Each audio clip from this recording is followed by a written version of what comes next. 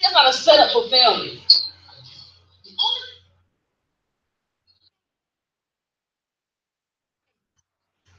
The history of this country set up for failure. And at a certain point, we got to stop. And we have to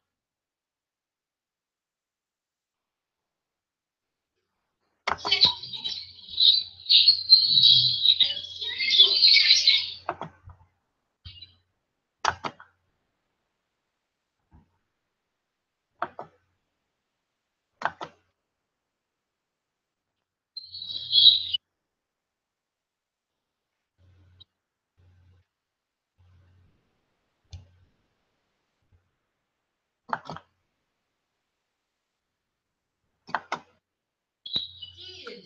As opposed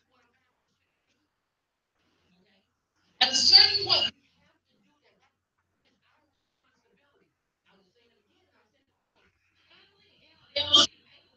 say, how this is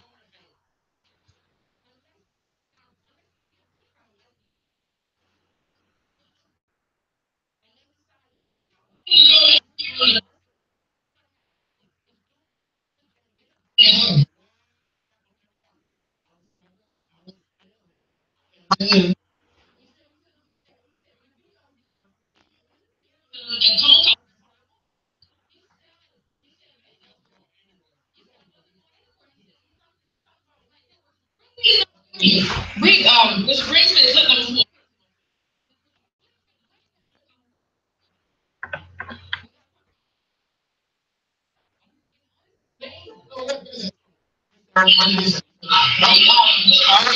4.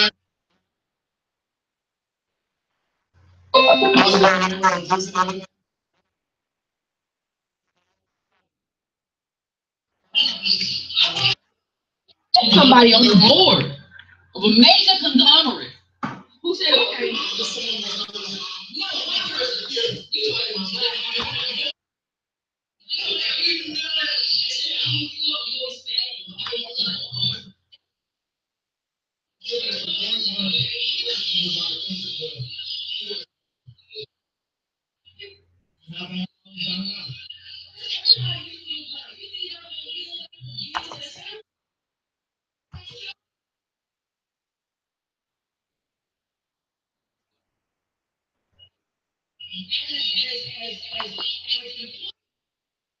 and hold the door open and say, you have to hire these people. There are American citizens, and you cannot deny them. You are not allowed to discriminate.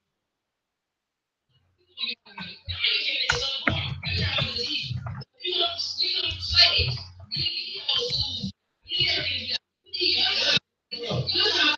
Employment, general, everything. Your job is unemployment. Your job is apprenticeship.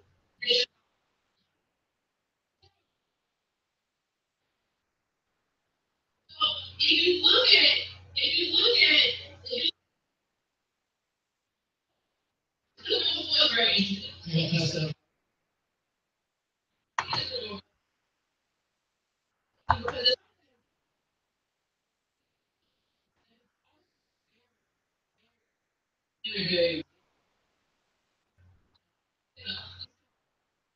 You know, I want to tell you something. I like Yvette Carnell.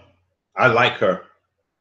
I like the way that I don't agree with her worldview, but I like the way that she's a number cruncher, a bean counter. I like that. I think this lady is highly intelligent. Uh, I've learned a whole lot about the curses in the Bible listening to her. Now, of course, she don't know anything about the curses of the Bible. She rejects that worldview, but she don't know that everything that she's talking about and diatribing about is that very thing. And I just like the way she gives the history about different things like GI Bills and all this kind of stuff. and how they affected uh, the Homestead Act. You see, I learned things about Homestead Act and stuff and how it was disadvantage to black people and it marginalized black people. It's black people having a politics body, that's what's going to save us. She really believes that with all her heart. And it's that part of it is sad.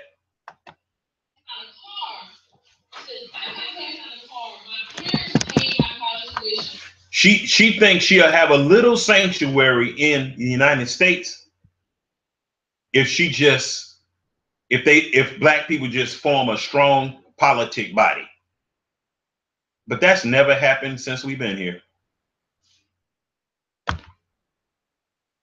And every time we did have one, it was sabotaged.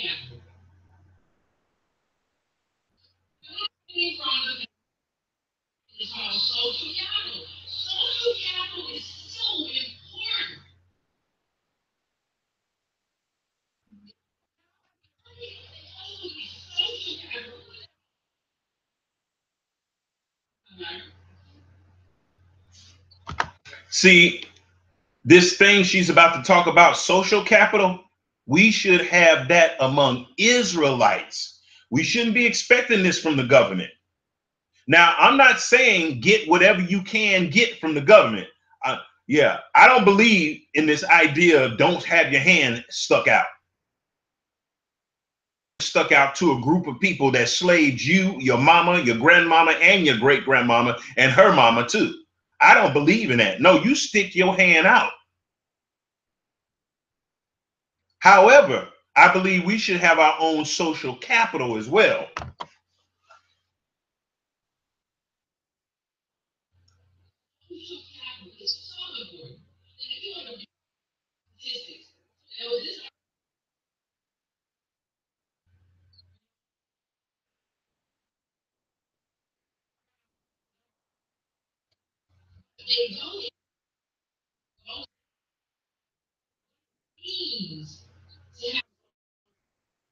Oh, this should be good.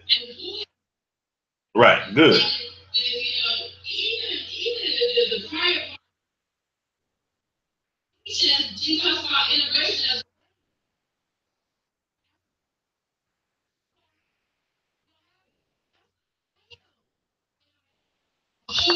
Now, that's really interesting what she said. They siphoned off black people's social capital with integration. Wow, you talk about a demonic scheme. And we actually protested for it.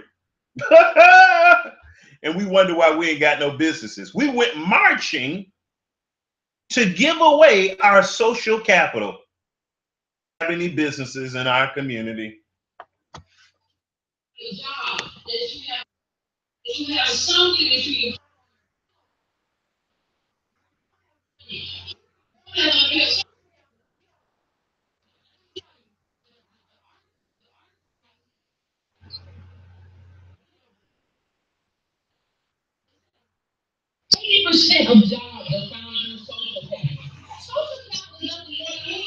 Exactly. Exactly. Social capital is just who you know, nepotism. You know somebody who knows somebody who knows somebody. That's what social capital is. Need something. The only person that they know that got something is white mommy and white daddy.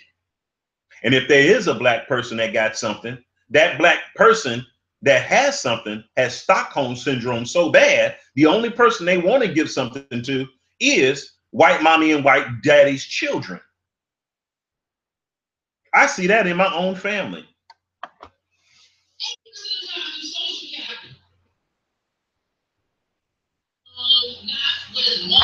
Now, if 80% of jobs are gained via way of social capital for white people, you know that you have a tiny chance of getting a job because they only hire their people. They're hiring other nations who make connections, business connections with their family, and we ain't got those kind of connections. We don't have those type of connections. So this is part of the curses.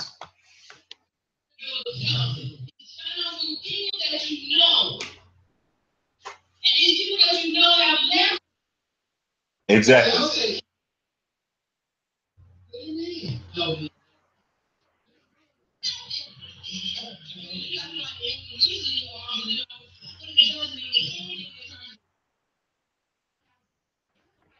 Yeah, EEOC, that's a farce, y'all. That's just a farce. Oh, they're equal opportunity employer. Yeah, for the people in their social capital network. That's what they're equal employer, equal opportunity employer of.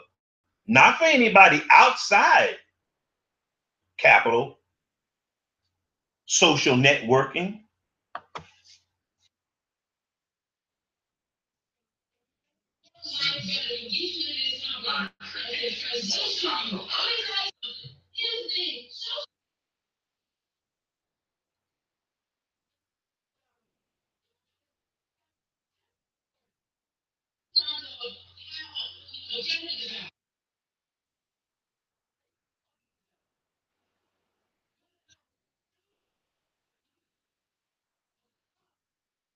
Right, right.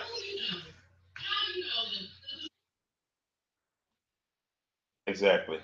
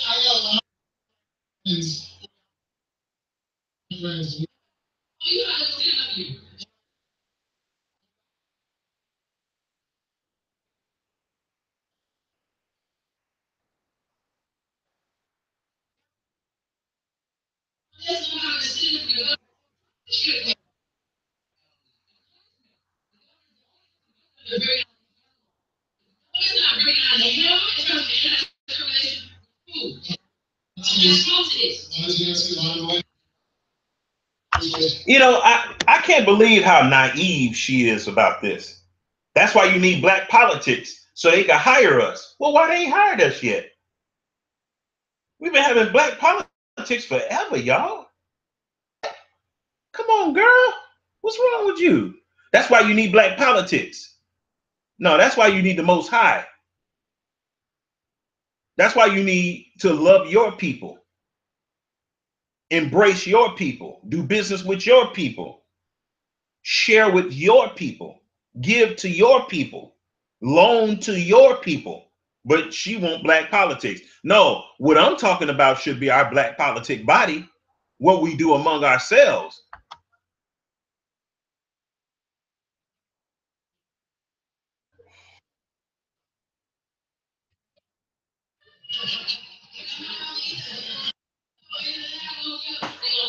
Talk to you, and they love having one black for your mind.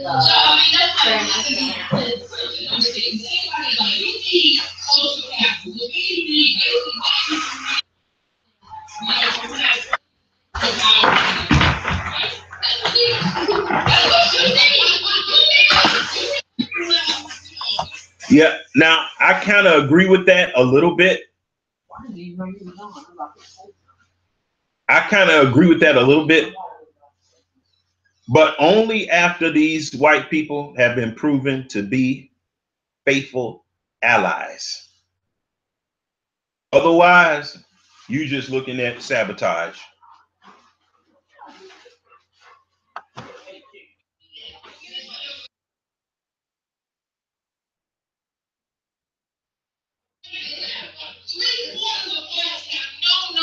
friends. You ought to be ashamed of yourself. If you watch somebody, you ought to be ashamed of your goddamn self. Now, having you ought to just as your own personal.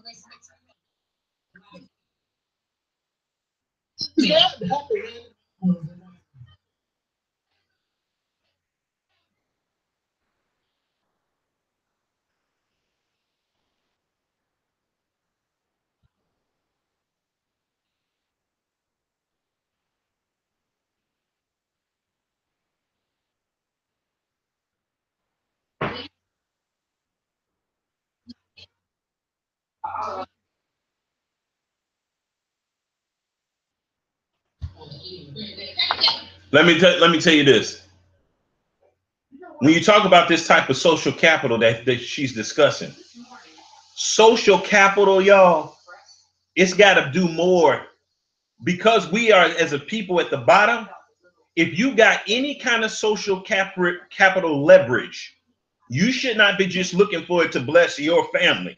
You should be able to try. You should be trying to get other reliable people of your nation in there so you could at least have somebody else that you're helping to build social capital in your community. But we so greedy and selfish. Oh, it don't work. You might mess it up for me.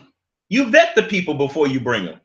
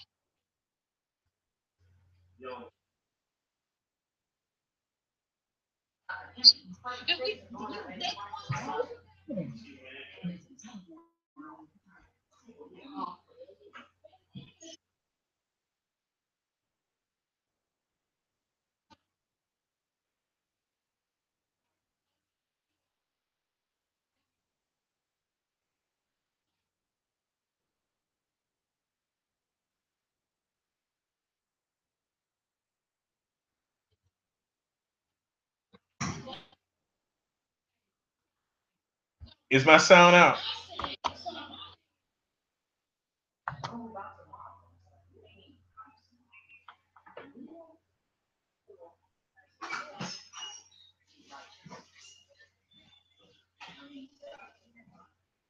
Oh, okay. Let me check it out. Okay, thank you. Bye.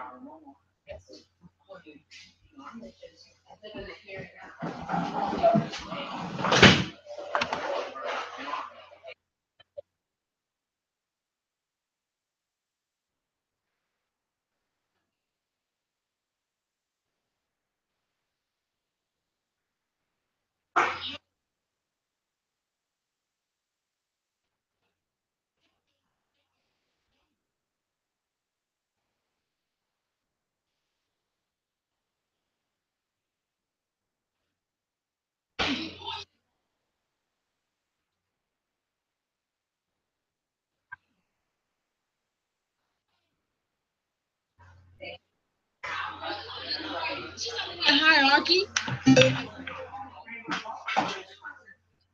And somebody asked me for my number one tip. Just tell you a story. Put that up. I mean, yeah, you got it up from the Nation. If you subscribe to the newsletter, you already have this article. You already read it because I included it in the newsletter a while back. That's the newsletter. Okay, it says African Americans have lost untold acres of land over the last century. What does that mean? Okay, let me tell you something.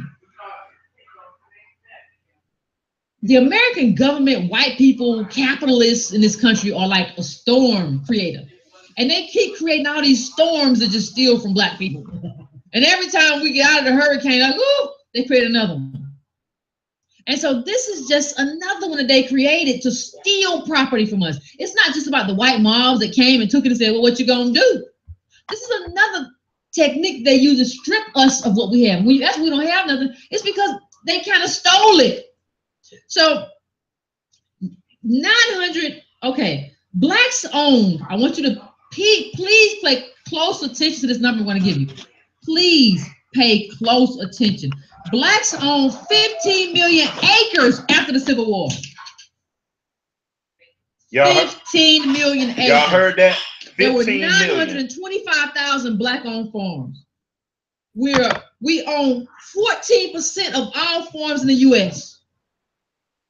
We, African Americans. You heard that, y'all? We own 14% of all farms in the United States. I already know why we lost our farms. I already know why we don't have any rural property. I'm going to tell you why. I'm going to tell you why we lose everything. The reason why we lose everything is because we want to live, whether we in the city or the country, we want to live like them. We don't want to keep the commandments, the laws, and the statutes. We want to be Christian. We want to be American. And the Most High saw us doing that after we got out of slavery. And he just took away. He just had these white people come in and just steal our land or sucker us out of our land. And that's why all of us live in the city, in the suburbs, in the ghettos.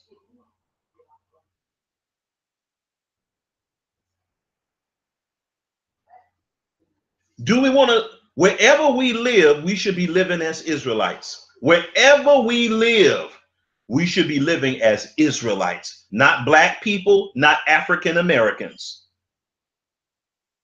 not as white people either. We should be living as Israelites, but we don't want to do that. We don't want to do that. We're not interested in that. So we're not going to have nothing.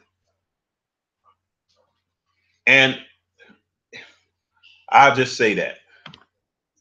On 14, we're 13% then, but 14% now of the population. But we own 14% of the farms. That's what we were.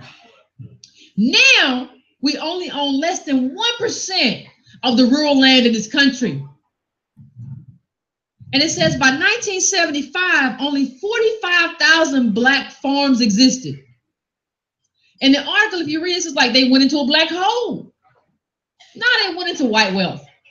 Whenever you see black people lose something, it's because white people gained something. Exactly. White people stole something. Exactly. That's what it means. And so listen, it's not just white mobs. Yes, it do mean that white people stole something, but it really means that the Most High allowed them to steal it. See, that's where she's not going to go with this, because her and I have a different worldview.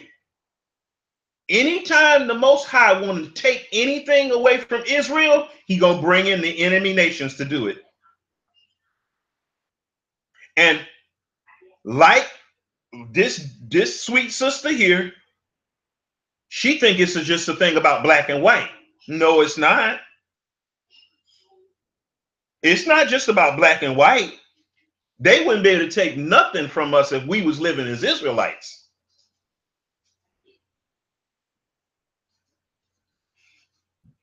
There's something in that article read that article. You see the title right there. Read it if you haven't already. There's something called heirs property. What is heirs property, Yvette? Well, 81% of the people who had land back then didn't make wills. They didn't make wills. Why? People are going to be like, oh, people haven't read me before. You're going to get blocked. Or like, well, we just should have made wills. We come from slaves. That's why we didn't do that. We did good to get land. We come from slaves. We didn't make wills. So the property goes to a bunch of different descendants, right? And it becomes what's called heirs property. Especially, this is something that's true, especially in the South. Right. 81%, like I said, 81% of black landowners didn't make wills. Now, most of the heirs, people who had heirs property, that was, we'll get to that in a minute. But most heirs will say, oh, sharecroppers. Right. Descendants of sharecroppers and slaves. Now, heirs property still exists today. If you don't believe me, HEIRS, heirs property, go look it up. That's a consequence of having come from slaves and sharecroppers. But let me tell you what these people have done. They're so slick. They made it to where if you have heirs property, you can't get any Department of Agriculture loans, which is what a lot of these small farmers exist on. You can't get none of that. You can't get no FEMA if something happens to your land. You can't do that. You can't even get a mortgage. You can't fix up your house.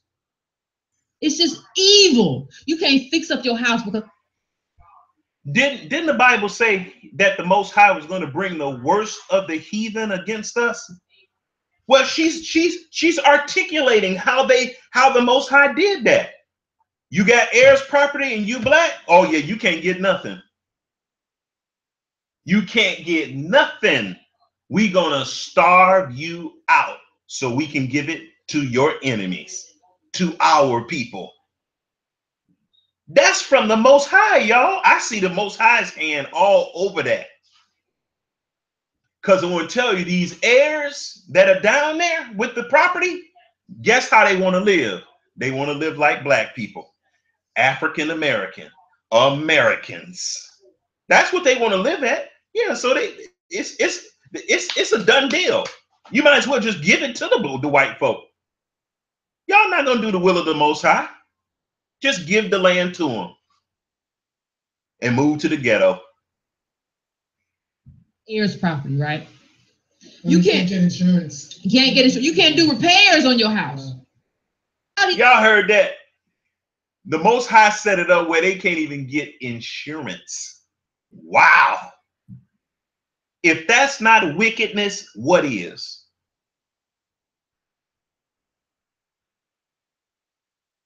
And the Most High don't even protect us from that. You know why? Because we want to be Americans. We just want to go to school, get a good education, get in debt, buy a house and get in more debt, buy a car that we can't afford and get in more debt, and then spend our whole life in debt, not even thinking about nobody else. So yes, what they doing is wickedness, but it's our wickedness that spurs their wickedness.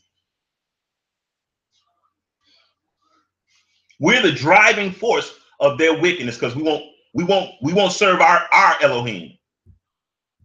These black people, African Americans who are living in heirs property, are living in mobile homes because that's all they can do and still maintain the property. This is why y'all are going around talking about Russia and Beyonce. You should be ashamed of yourself if that's what you're talking about. With everything that's happening to black people right now, you should be ashamed of yourself. Okay? Can't get mortgages, can't get repairs, live in mobile homes, can't get FEMA if something goes wrong. And let me tell you something else they do. Because there are a lot of heirs, they do something called land partition. So say if you got a family member who lives far away, they're not even part of the land, they don't know nothing.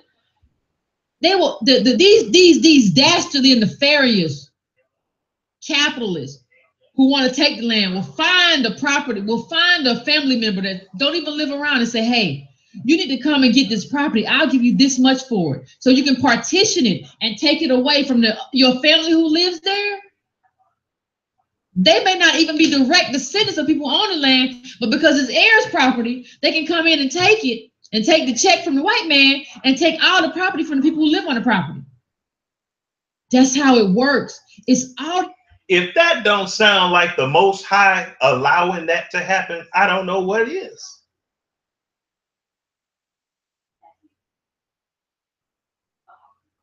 When we obey our Elohim, it protects us from all these wicked schemes. Let me say it again because somebody's not hearing me. When we worship and are faithful to our Elohim, it protects us from all these wicked schemes. When we don't obey our Elohim, we fall prey to all the wicked schemes. The Most High the Most High let the floodgates of these schemes open up. And guess what we blame? They're white, we are black. Nah. That's not the real reason. That's not the real reason. Oh, that's Jacob and we Esau. Nah, I'm not buying it. I'm not buying it. We haven't served the Most High since we've been here. And all we want to do is blame white mommy and white daddy for everything. And I'm not saying that they hold no culpability. They do. But we are the one that's fueling the wickedness of white mommy and white daddy. We're actually the accelerant to their wickedness. And so we think politics, like Yvette thinks here, we think that that's going to save us. Please, that's never saved us. That's actually adding more fuel to the fire. That's supercharging the fire. She means well. This is her worldview. I like the point she bring out. That's why I listen to her. I learn a whole lot of stuff. I just learned a whole bunch of stuff about heirs property. Some of these things I knew, some of them I didn't know. This is fascinating.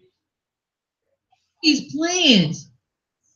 And what it has done is it's deemed thousands of acres of land useless because being heirs property, they designated it to where they can't do anything with it. This is how Hilton Head got built up. Because that's how you got the Gullah people out of there. Yeah, the Gullah people, yeah. It's heirs property. Heirs property. Do. Turning family against family because of money, because of capital.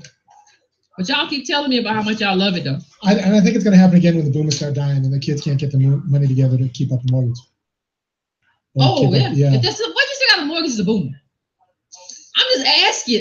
The reverse mortgages. Oh, okay. You know, boomers, like, you know, they want to live till the end. They want to take that last cruise. You ain't got no business on no cruise. That's the thing. Like, what's wrong with boomers? They always want to be on cruise at the Essence Festival, buying motorcycles. Get somewhere and sit down and leave your kids something. At a certain point, you got to understand that you're beginning to sunset. Now she said something really profound here. She said these baby boomers, they want to go on cruises, they want to buy motorcycles, motor homes, and she's saying they need to sit down and leave something for their children. The reason why they don't want to leave nothing for their children, because they want to be what? Americans. They want to do all the things that they see white people do, and they are behind the 8 ball. No, we don't have the same kind of wealth as white people. I don't care how rich we are. We don't have, they have social wealth. We don't have social wealth. You might have one black person that got $1 billion, but guess what he is poor in? Social wealth with his people. See, he don't have that. See, Chinese have it. Jews have it. Everybody got it but us. So yeah, you got $1 billion, but please. But all the money is in a white bank. Because your money is in a white bank, that gives their people social capital. Because guess who they're going to be making loans out to? Not to people that look like you, people that look like them. They're going to deny your people. So your money in their bank is actually fueling and galvanizing their social capital, especially if you got $1 billion or millions of dollars. Your people not benefiting from you got $1 million.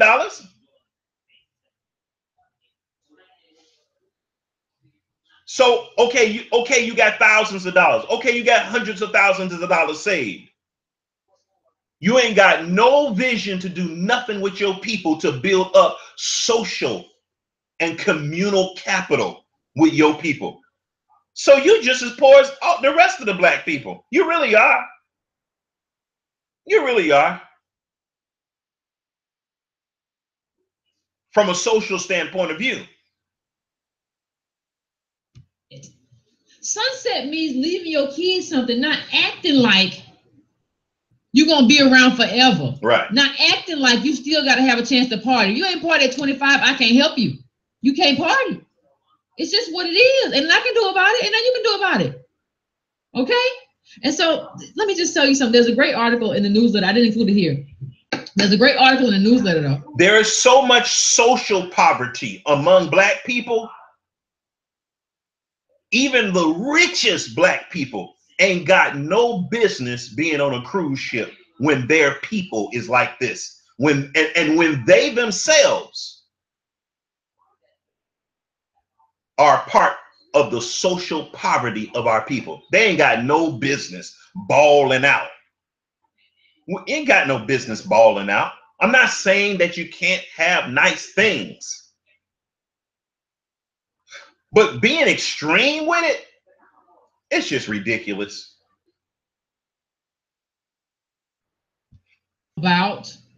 They're also stealing land from Black people in Detroit through property tax, inflated property tax. Detroit ain't really, come on, it's basically collapsed. But this inflated and illegal property tax is a way for them, for capital, to snatch back that land and snatch back that property. Detroit. So when the property taxes are so high and you're in a place that's tore up from the floor up like Detroit, guess what's going to happen to Black people? They can't pay the taxes. They cannot pay the taxes. So this is another way that the Most High has set it up for the wicked to punish us because we want to live like them. We are the ones that are fueling their wicked minds to come up with these schemes because we won't turn to our Elohim. We won't turn to our Elohim, so we fall prey to all these schemes. And we aren't talking about it because we're listening to people like Joy Reid go on about Russia and not understanding that Joy Reid is a tool of white supremacy. And there's no reason for us to ever listen to her ever in life. There's no reason. She has no particular expertise. She's not smart. She's just a tool of white supremacy. And that's what she's doing. She's not there for me. She's not there for you. She's just there to tell you about Kushner and Trump and how they're awful. She's not talking about this, and she's not going to talk about this. Okay? Now, put up the clip number 10. That's actually a very germane point that she's bringing up. Black people want to talk about Syria. They want to talk about Iraq. They want to talk about Russia. We at the bottom, y'all. We're dying, being killed, and y'all want to talk about Russia? I'm not interested in that. The Most High made us to rule the world.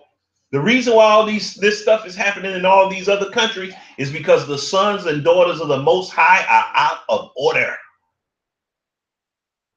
So we want to focus on the effects, but not the cause. We're the cause. We're the cause. We're the cause. All right, for me. Let's go to the next clip because I want to roll through this clip. I want to get it in. I want to get all this in so we can roll through all these clips. And I want you to see, make it a little bit bigger, so because I want to read it to the people. Because this one I think is a visual here. Is sort of important in terms of what I'm look out for some visuals. Yeah, I have some ideas about this one. Yeah, we're gonna go to it. We're gonna go to it. Go ahead. Okay. Let me wait to pop some on my screen. Joy Reid. She's garbage. I don't like to talk about people like that, but good God Almighty. Well, she's got a job to do. She knows what her job is. There's a reason she's the only one left standing in Mississippi. Yeah. It says my grandfather was a farmer. He worked hard for everything that he had, but of course he also benefited from being white. His grandparents were among the earliest settlers of Oregon during a period when there were Black exclusion laws. His family's ability to homestead in Oregon and to earn money from farming allowed my grandfather to grow up with the skills to homestead in Canada and to farm in Washington State. When he died, my father received an inheritance from a land sale, and my father invested it in such a way that my college room and board expenses were paid through the interest on the investment. Ooh. The interest Okay, she ain't talked about the investment yet. Right. Oh, she or he. It wasn't a huge investment, but interest rates were really high. I'm aware that my ancestors would have faced many obstacles, no matter how hard they were willing to work. But I'm also aware that the land they farmed was originally the territory of Native Americans that were persecuted, killed, and forcibly relocated to reservations. I am aware that I have benefited from the privileges given to white people. You better talk about the privileges. Yeah, this is a really good letter here. This is a really good letter. So a lot of people say black people need to just pull themselves up by their bootstrap. White people will tell black people, you need to pull yourself up by your bootstrap. The white people that say this, they have this type of background. Have this type of background. Give it to white people, goddammit. You better talk about the privileges given to white people. This is what it is. And let me tell you something. Let me see this. Some people. I want to read this. Let me see, where is this at? 1233.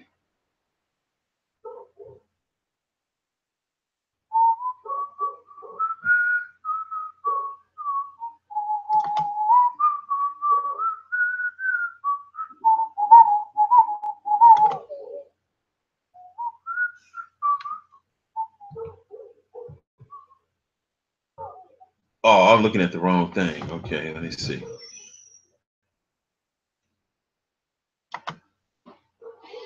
I'm back. Hey, baby, how you doing? Good. Hi. Good. How was your day? Good. You look nice and brown and beautiful. Just real, calm down, boy. It's about time for you to go to bed. I want you in the bed in 10 minutes.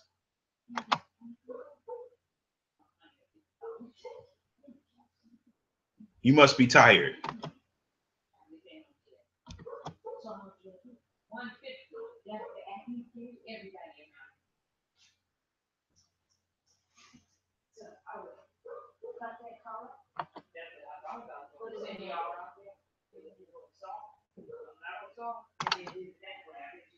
Hold on a second. I want to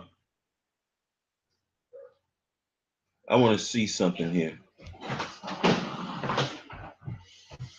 So let me just start here. His grandparents were among the earliest settlers in Oregon during a period when there were black exclusion laws. Now remember, y'all, white people today and black people say what? Pull yourself up by your bootstraps. But look at what it says here. This is testimony. It says, during a period when there were black exclusion laws. I wonder who these black exclusion laws against black people. I'm going to tell you who. The Most High. He let these wicked people come up with black exclusion laws. And that's why we at the bottom. And why did he do that? Because we don't want to love each other. Me, myself, and I. We want to live like white people. We want to live like Mexican people. We don't want to live like Israelites. We want to live like African Americans. We don't want to live like Israelites. Oh no. So I hope y'all understand why we're in this cyclical pattern here. We want a black politic body that mimics a white politics body. That's what Yvette wants. Dear sister Yvette Carnell, that's what she wants. I'm not interested in that. I've never seen it work. I never even heard of it working. So it says here, because we turned our back on him and stopped following his commandments, our forefathers did. Exactly. So what the Most High does, whenever we turn our back on him, we don't even have feet pointed in the direction of the Most High. We don't even have our feet pointed in the direction of the Most High. And I don't care if we are Christians, Hebrew Israelites, whatever. We ain't, please. So these wicked people are allowed to come up with evil thoughts about how to scheme us, hurt us, kill us, starve us, rape us. And the Most High let it happen. So we will cry, turn our feet towards him, but we won't do it because we got the American dream. We are blinded by the American dream. We just want a nice house, nice education, in a nice neighborhood, and go to a nice little Christian or Hebrew Israelite camp or assembly. That's all we want to do. Be nice Hebrew Israelite Americans. That's what we really want. And the Most High is going to smite the heck out of us.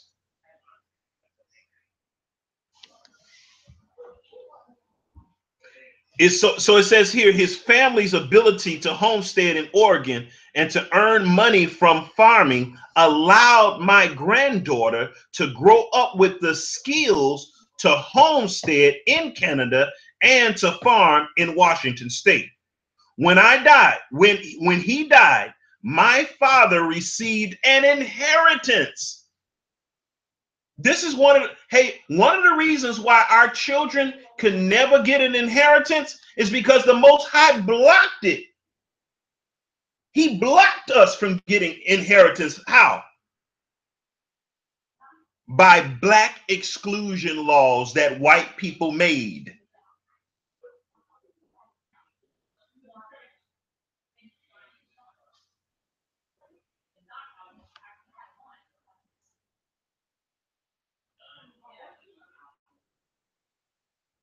There you go, Israel Ahad. There you go, Israel Ahad.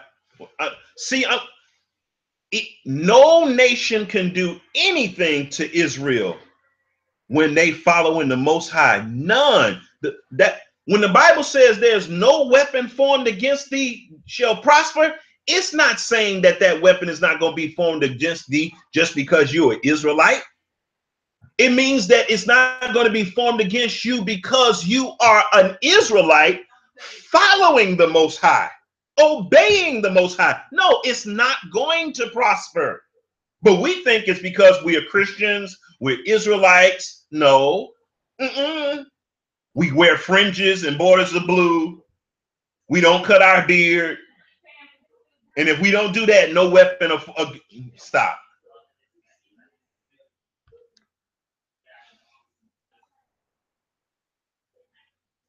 I want to just really have an honest conversation with you.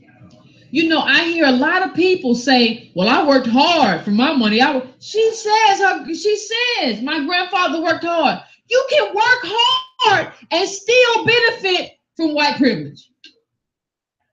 Don't tell me that you worked hard and that's all it was. No, you worked hard and it's not an if, it's an and. Go ahead, Aaron. And look, that land in Oregon was homestead land.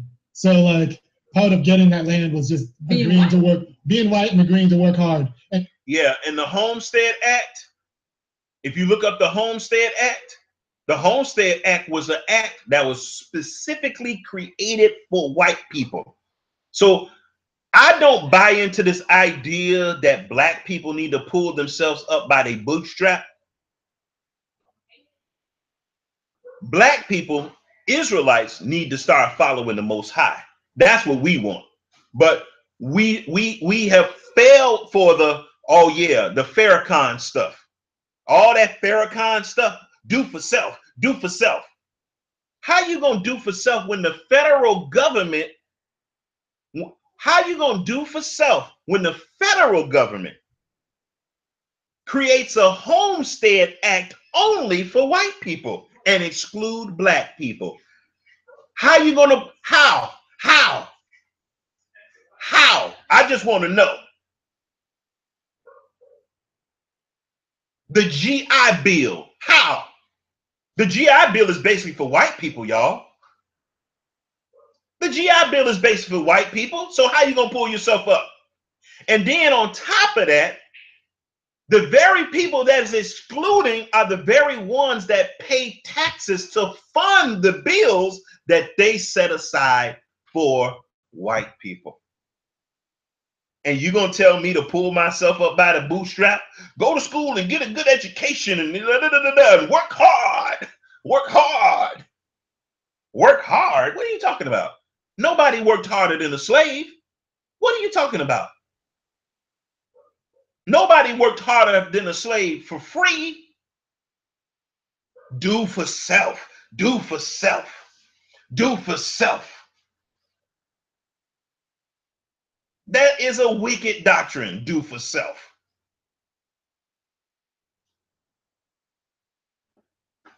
And then on top of that, the person that's telling you to do for self, guess what? He says he's a Muslim. He practices Islam. He's not even an Israelite. So this is a person that's actually speaking more curses and putting more an accelerant on us as a people to be burned in the pit of hell called America, talking about some do for self. And brother, you're not even no Israelite.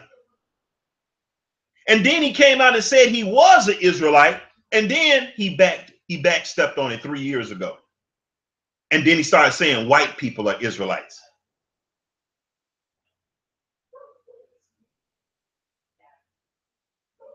But he's still preaching do for self. Boy, you talk about a bloody day when the Most High start killing off Israelites. It's going to be a bloody day. It's a must. It's a must occur thing that has to happen. A few Indians. Kill a few Indians. Well, here's the deal. Oregon is a state that people don't know. Black people were not allowed to buy property until 1926. 1926. And y'all heard that? Not until 1926, black people were not allowed to buy property. And you're going to tell me to pull myself up by my bootstrap? Boy, come on. Pull myself up by my bootstrap, but we weren't allowed to buy land till 1926. Really? But you want me to pull myself up by my bootstrap?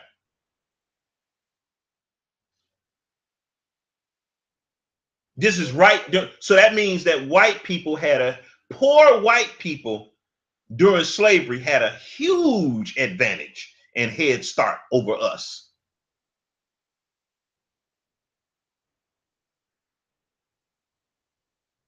they did something with interracial marriages, so that wasn't allowed to like the early 60s. So pretty much there is no old black money in the entire 1926. State. 1926. That's not that long ago. Right. No. And all the land by the time we even got in was already bought up because 1926 is not that long ago. Yeah, it's like this. Come on, man. That's like 2-3 generations. So all the land. So I think actually the state of Oregon should just be like, this should be just like a tax that goes straight to like Spelman. Yeah. Just straight to the center of slaves. Come on, man. You did that. You just like a big sucking sound. You can't own nothing. Now it's really interesting. And this is where I differ with them on their worldview.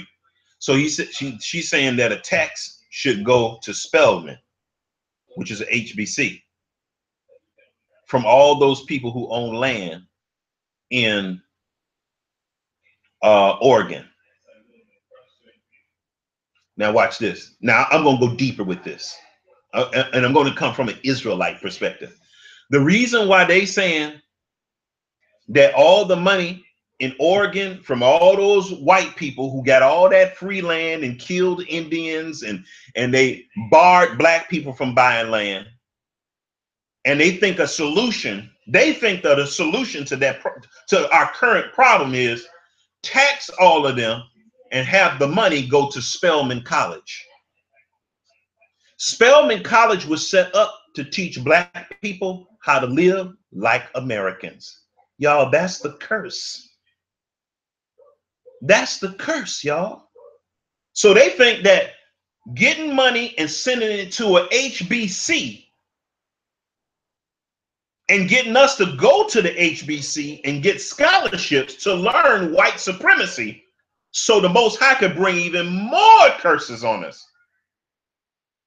That's why I'm glad I got my own mind and I can think about these things critically. Y'all, these people will get us killed.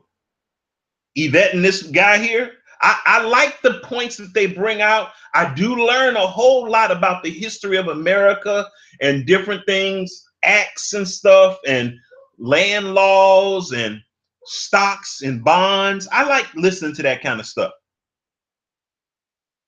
you know, because I just want to have an idea how the world works. But when I'm listening to this, I'm doing biblical acrobats as I'm listening to them from a Israelite worldview. 10% of like Oregon's GDP should just go to like black people in South Carolina. Like, cause like they're like, we're locked out of that whole state. And like Oregon's got like, it's decent weather. It's got like a huge timber industry, locked black people out. They didn't get the land. They didn't get the trees on that land. They didn't get none of it. So, and that was by state policy. That was until 1926 because they didn't want to be a slave state. So they're like, we don't want to be a slave state because that's gross, but we don't want Negroes either. So how are we going to do this? So they did it by just not allowing black people to buy land until 1926. Yeah, and somebody asked, I'm reading text here. Yeah. Is that somebody asked, you know, if only 1/4 of whites have a black friend, how many of that 1/4 do business with black people? There's Yeah, I already thought about that. If only 1/4 of white people have black friends, how many of those black friends do they hook up with jobs? It's so small. It is small. It is infinitesimal. It is negligible. And then I would even go deeper than that. How many of the 1/4 of white people that do have black friends will hook up their other black friends? And they invite of their black friends to do that. You talk, please. They don't love us. They don't love us. They don't love us. 190 whites, 140 million, no white friend. How many of those people are doing business with black people? Like how many? Even those who have a black friend, you're just there as an ornament. You're not there as a friend. You're not there as an actual friend. Real talk. That's not who you are. You think that's who you are. You think that you're friends until it's time to make deals and do money and you realize you're not a friend. Right. You're just a way for them to say that they're not prejudiced. Right. I'm sorry you don't understand that, but it is what it is. Put up clip 11, Iron. Let's talk about it. Let's keep it moving. Let's talk about this. This is the best thing I ever seen. White honest people getting honest. I need black people to get honest too. Y'all get on. Y'all talk about y'all got a business. Y'all got more time. I need black and white people to start getting honest. Now, this is what the allies. It don't matter how. Let me tell y'all something. I know black people get real excited when white people get honest about how they hate us and what they've done to us. Y'all, that still don't do us no good. I don't care if white people lay out every plot they was about to do to us. We still can't even defend against it. We can't defend against it. Why? Because we are not for our Most High. So it don't matter how honest they are. It don't matter how many exposés that come out and whistleblowers come out and expose how they've been poisoning us. Okay, they've been poisoning us. It ain't nothing we could do. Let me say this: there's nothing that we want to do about it. By turning back to our Elohim, loving our families, loving our people, building with our people. See, when I say turn back to the Most High, y'all, I'm not just talking about look up at the sky. When I say turn back to the Most High, I'm talking about turning back as an Israelite and loving Israelites, doing business with Israelites. That's what I'm talking about. Because I noticed that a lot of people, when they talk about turning back to God, that just means looking up in the sky or something.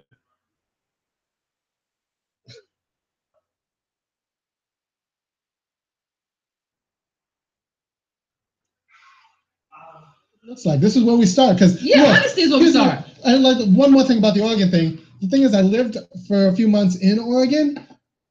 You talk to regular white people about it, they have no idea. No they history. Have no what did you tell idea. me? What did you tell me about schools? Well, the schools, that you got to change this in the curriculum, because you talk to a regular white person in Oregon about why there aren't any black people, and they'll say, well, I guess they just never came over here. They didn't like the weather. No!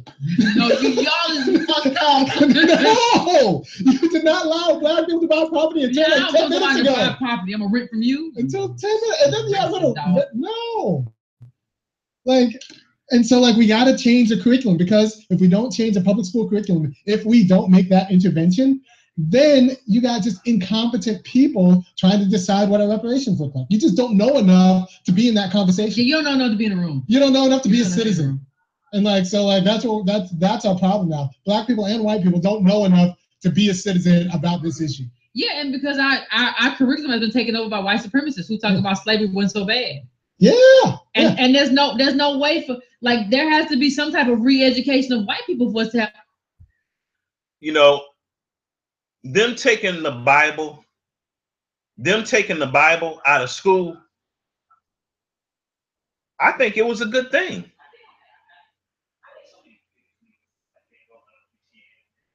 I think it was a good thing that they took the Bible out of public schools. They wasn't teaching us that the Most High is black. They wasn't teaching us that we're Israelites.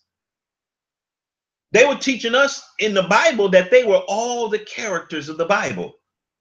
So I'm always amazed when I hear black people say, yeah, they took prayer out of school. Yeah, they took praying to white Jesus out of school, and now we're mad about it. See, and this is why the Most High is up in heaven, like shaking his head. It's like, now I got them to take prayer out of school, and now y'all complaining about praying to white Jesus.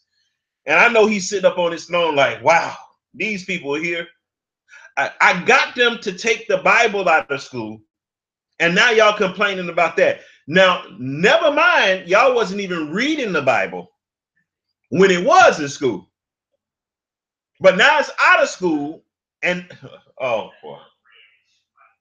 Y'all see where I'm going with this?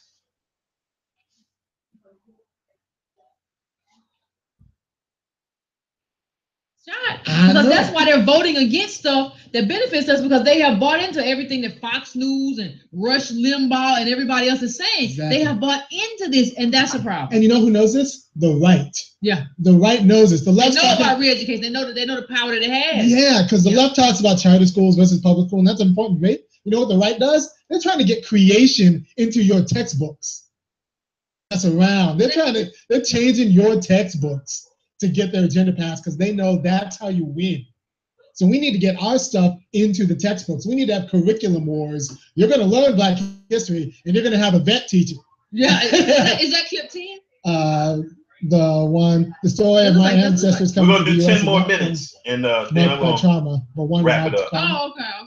I can do 10. That, I see 2 on it. Yeah. I mean, the thing is, I don't know. I don't know. No, we are ridiculous. No, yeah, we did 10. Clip 11. Right. Yeah, clip 11. Let me get clip 11.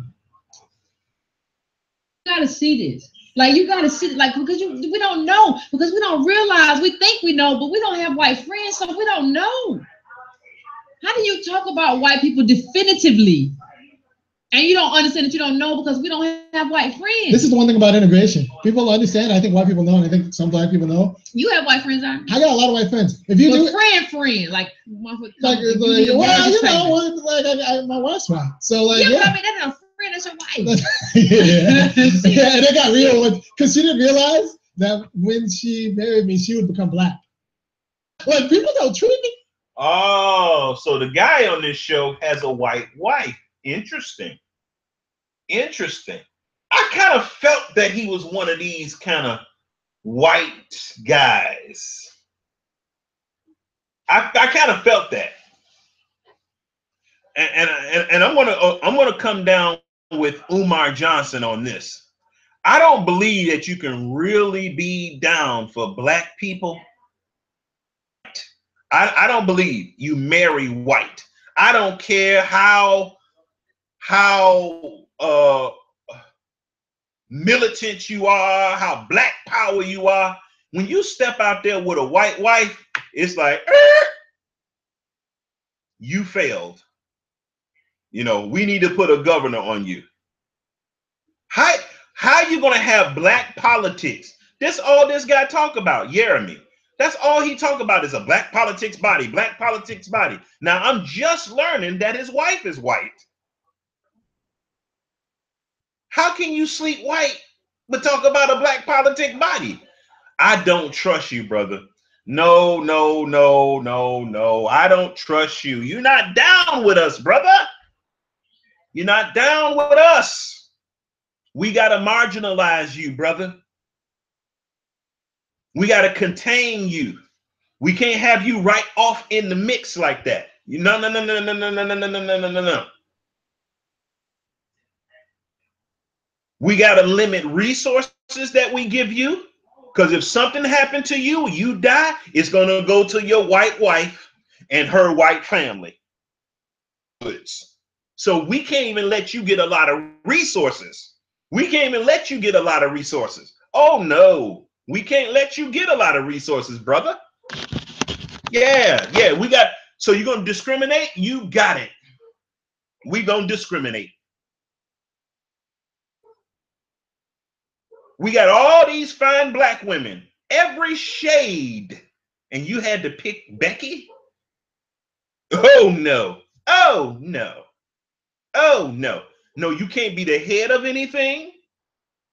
You can't be the supervisor of anything. You can't come in our inner circle and get in our meetings and know how we gonna move. You can't. I don't care how brilliant you are. Suggestions from you, but that's it, brother. You gonna be on the outside. Oh no. Oh no. Oh no. I don't care how black you talk. It's nice. I don't like this. People don't treat me as well as. Yeah, that's interesting, ain't it? Yeah, so we got. I was like, well, yeah, you're black now. And, yeah, you messed up. Because I'm not going white. You're black. Now he's laughing here. He said he turned his white wife black. But she just got through saying that most of his friends is white. And his wife is white. That right there is not only did you marry a white lady, but most of your friends are white. Wow. Brother, please. I don't care how strategic a thinker you are. I don't care how much a political strategist you are. You're going to be on the outside. Matter of fact, we just going to keep you away from us. Go to your white friends. Because if anything happened, you're going to give it to them anyway. We good. We good. That's just how it's going to be. But like white friends, like I can say I don't have any white friends. Well, I do know. I know a lot of my black friends who thought they had white friends, and then they got their feelings hurt when like those white friends didn't hook them up.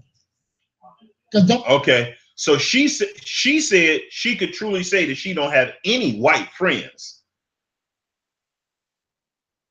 but her sidekick got a lot of white friends, and even married a white woman. She better watch him. She better watch him. Expect the hookup. Black people, this is tell your 16-year-old kid, tell your 20-year-old kid, tell your 25-year-old kid, tell your 35-year-old kid, you're not gonna don't expect the hookup. Expect not to get the hookup. That means if your white friend actually hooks you up, think of it as like a bonus. Oh, expect not to get the hookup. I've never gotten hooked up by a white person. Well, you're not. I've gone out to happy hour with them, but that's about it. Yeah, you're not gonna get the hookup. That's fine. You can be friends, but don't expect the hookup. But listen to this. This is clip number 11. My dad was a private school teacher in Greenwich, Connecticut. We lived in faculty housing and attended attended the school tuition free. Okay, they had access to social capital. So even though they didn't have money, this person says, I didn't have the money, but we had social capital because we lived around wealthy people. You don't have that. I mean, I don't have to know you to know that you don't have that. But this is, let me tell you, this clip coming up, clip number 12, Ivan, this is my favorite clip. I might let it go after this clip. If you grow up in Greenwich, Connecticut with all that hedge fund money, like you got to be a real screw up. And you white, because the thing is, when you walk into a room, nobody knows whether you got money or not. Nobody knows. They gotta get to know you to find out. When you walk in as a black person, it's an assumption. We got no money. Like I don't. I like $70,000 a year just jobs, just like being thrown away out there. Just like if you're a big screw up and you're someone's nephew, can't you just walk into it? Hey, Mary Sims, it's good to see you. Shalom, shalom. I know it's some people in here I haven't greeted. Kimberly Lilly, good to see you too.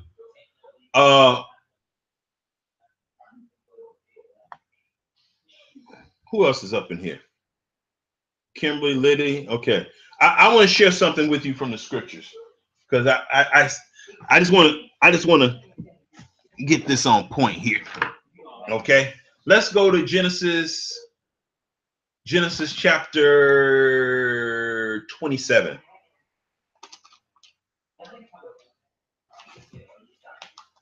Because this is something that a lot of people get wrong. A lot of people get this wrong.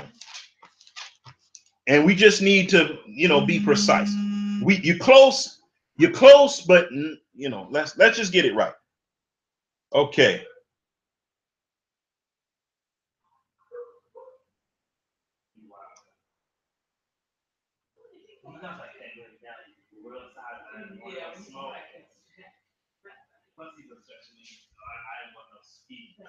Now, a lot of people say that Jacob stole the birthright. That's what people say. What does the Bible say? Did Jacob really steal the birthright? Did Jacob steal the birthright? Now, I've talked about this a number of times, but since the question has come up, I just want, did he really steal the birthright?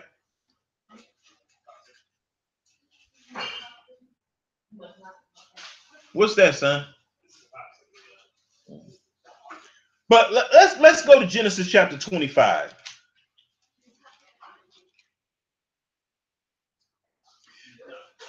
And the reason why I asked that question is because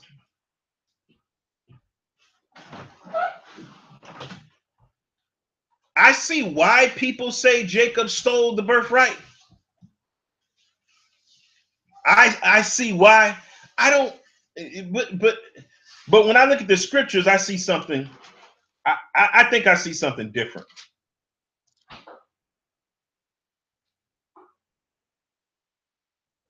Genesis chapter 25.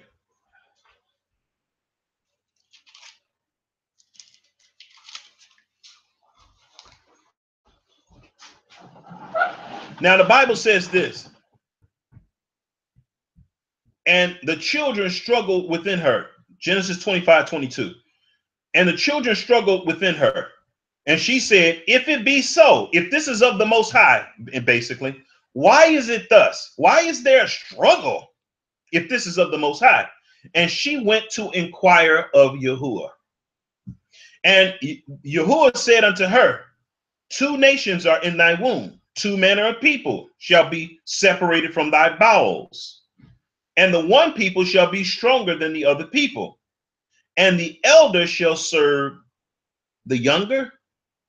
The elder is going to serve who? The younger. Is the elder going to serve the younger because of he's a thief? Let's see. Because the younger one is a thief? Let's see. And the one people shall be stronger than the other people, and the elder shall serve the younger. So even before they're born, the Most High already gave the birthright to Jacob. already gave it to Jacob, y'all. He already gave the birthright. It was earmarked for Jacob. I'll read it again. Because if this is stealing, I need to start doing a study on stealing. And the Lord said unto her, two nations are with the Lord, the Elohim, the Most High says. Two nations are within thy womb. Two manner of people shall be separated from thy bowels. And the one people shall be stronger than the other. The elder shall the younger. And when her days were fulfilled, behold, there were twins in her womb. And the first came out red all over, okay? But then let's go over to Genesis chapter 27. Now, apparently, the person that was doing the stealing here, I don't think it was Jacob. It was Isaac. Isaac was trying to take something and give it to somebody, give somebody else something that didn't belong to them. The Most High said who's supposed to got the thing, but he didn't like what the Most High said. He didn't like what Rebecca told him. He didn't like what the prophet told Rebecca. He didn't like what the Most High told the prophet to tell Rebecca. He didn't like it. I like Esau. Esau should have it. But what about what the Most High said? The Lord understands.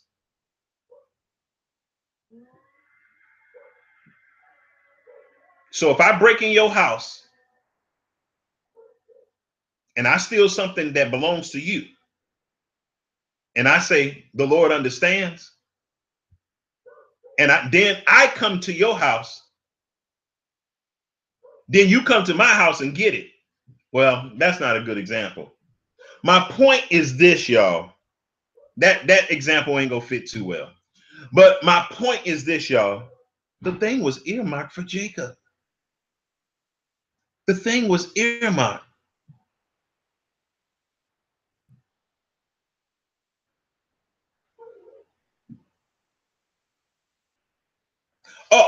Oh, it wasn't going to happen by itself. That's the thing, Mary Sims. It wasn't going to happen by itself. It wasn't going to happen by itself. You know why? Because Isaac was being rebellious against the Most High. He was going to try to turn it over. The Most High used the wife to get the thing back in order.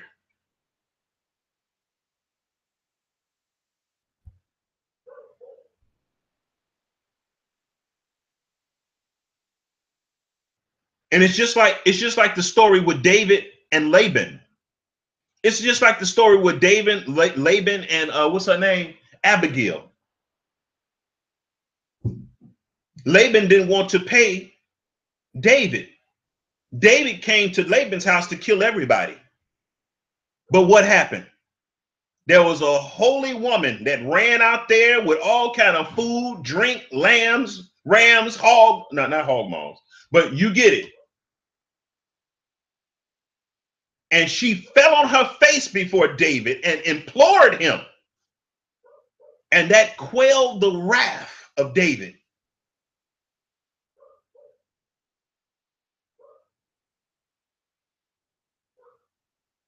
So yeah, Rebecca ran out there to do the will of the Most High. She ran out there. Her husband was being rebellious, and so she came up with a scheme to do the will of the Most High. How many people do the will of the Most High and will do anything to do the will of the Most High? Not your will, the will of the Most High. An angel told her this, y'all. The Most High told her this. And so Jacob fulfills the Most High's will, and he's a thief.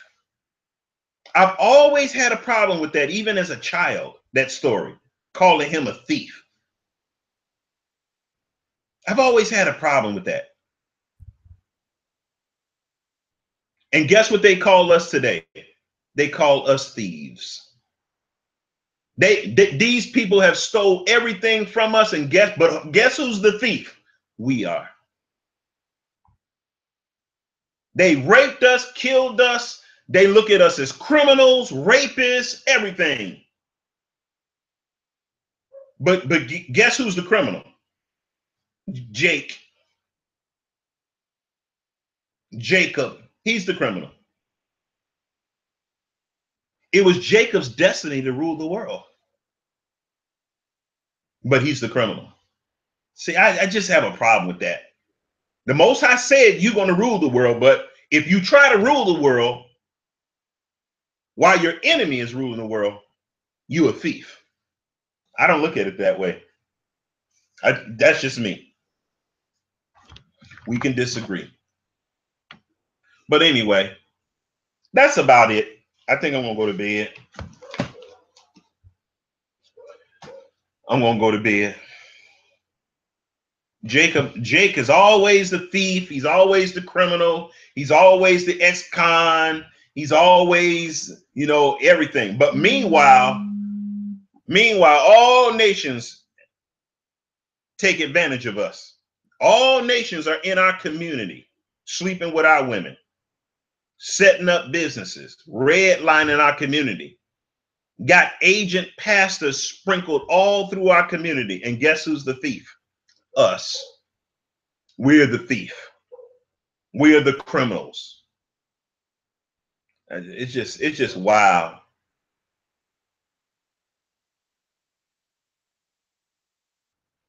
Look what she didn't go through, Mary Sims. Look at it this way. Notice she didn't go through a plan to deceive the Most High. She went through a plan to deceive her husband, not the Most High.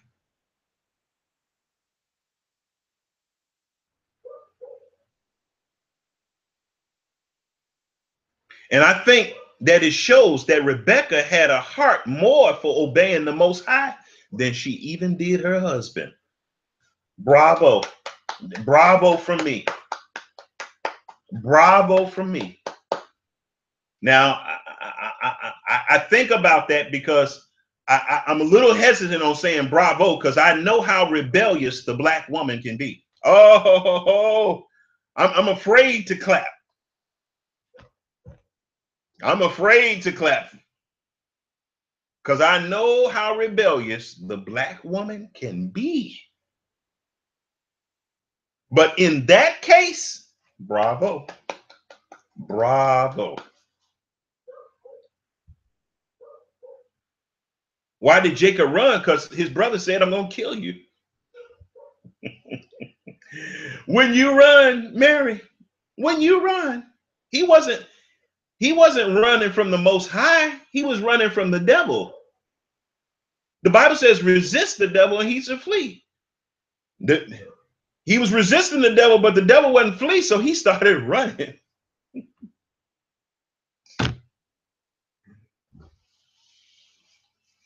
But yeah.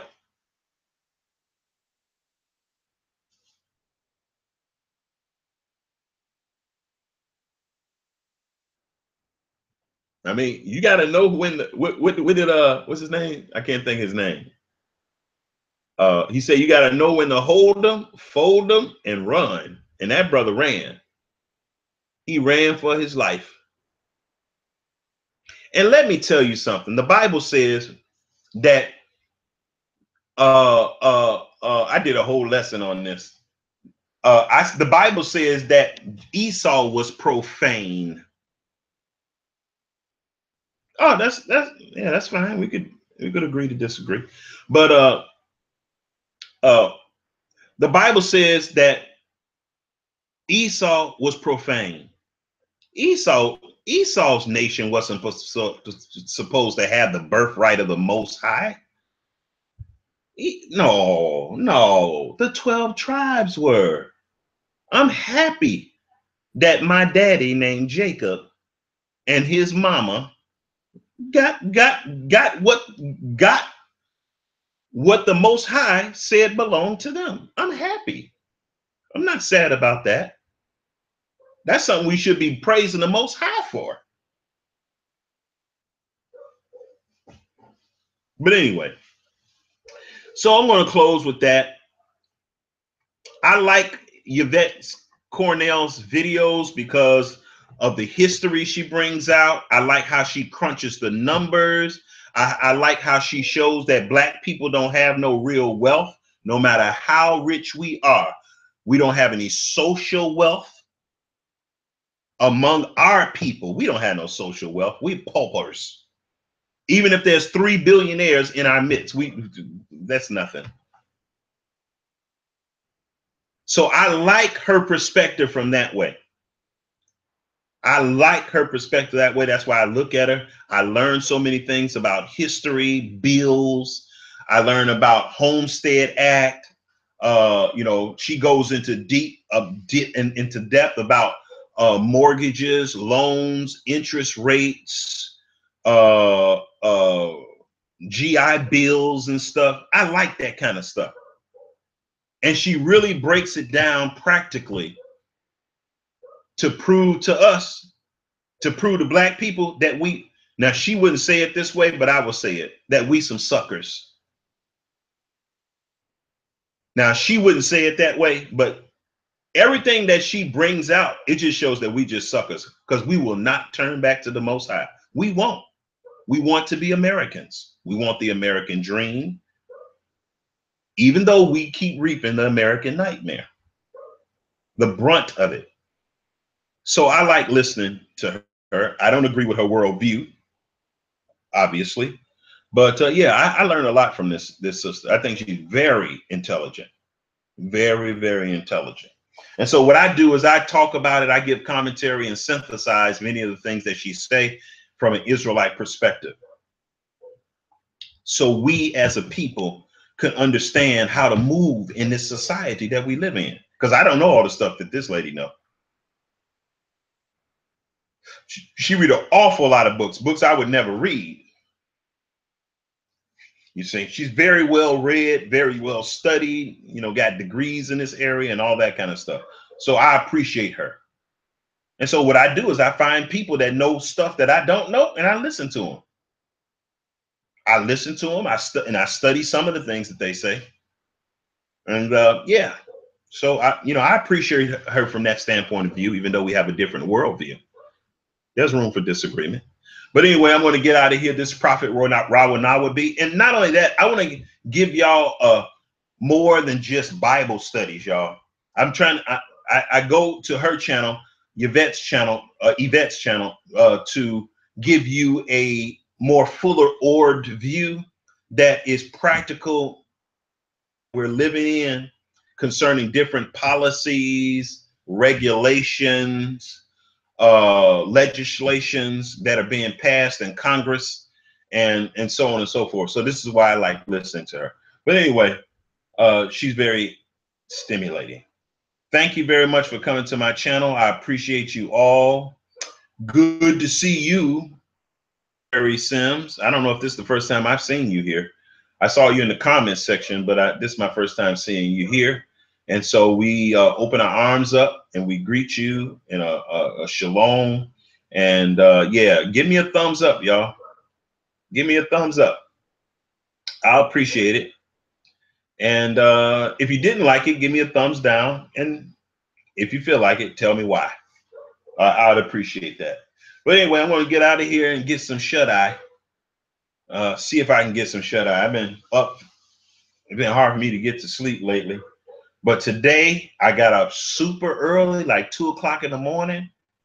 I went back to bed at 5 and woke up at 8. And I've been up ever since. So I'm expecting to get some sleep like tonight. So you all take it easy and shalom.